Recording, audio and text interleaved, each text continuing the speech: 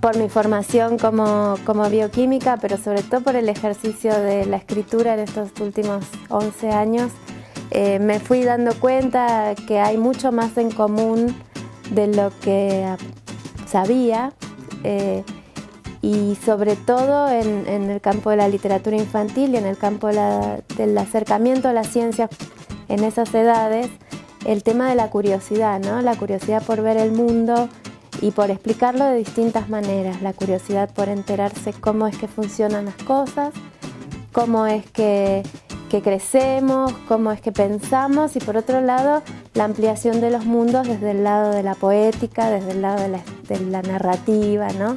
Entonces, a partir de esas charlas que también tuve con mis lectores, ¿no? Lectores de mis novelas, lectores de mis libros de divulgación, me fui interesando en estas zonas de intersección, en las cuales, bueno, podemos entender el mundo desde el punto de vista científico, pero también lo podemos entender desde un punto de vista más poético, y en los chicos esa doble mirada arma un caleidoscopio muy interesante que me parece que en su formación como lectores es muy rico, digamos, me interesa. Por un lado, pensarnos a todos como actores sociales, ¿no? Tanto quien trabaja en ciencia como quien trabaja en arte, formamos parte de una sociedad y todos, algunos más, otros menos, estamos comprometidos con la realidad en la que vivimos.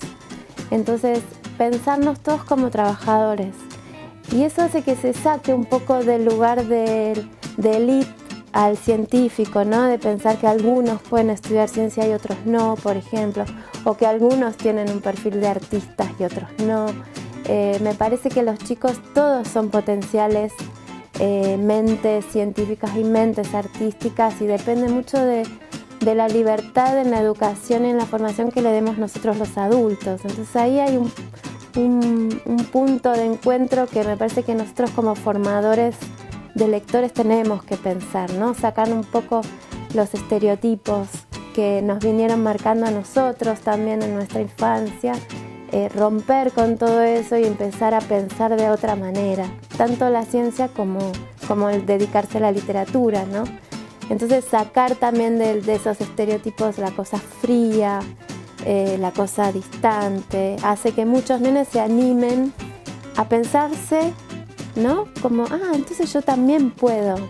Y eso a mí me parece importantísimo para la sociedad que yo quiero, ¿no? Yo quiero una juventud que se anime a hacer lo que quiera.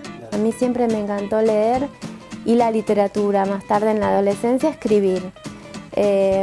Y después, bueno, siguiendo un consejo de un gran profesor de literatura que tuve en la secundaria, decidí animarme y estudiar ciencias.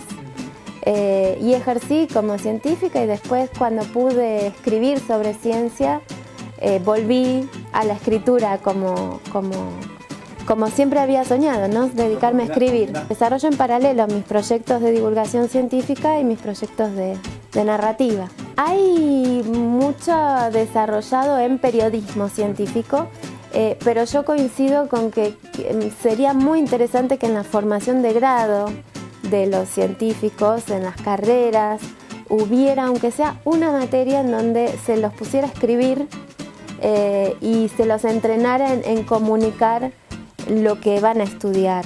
Entendemos que el conocimiento de las ciencias es un derecho de todos. Entonces es necesario este intercambio y esta comunicación.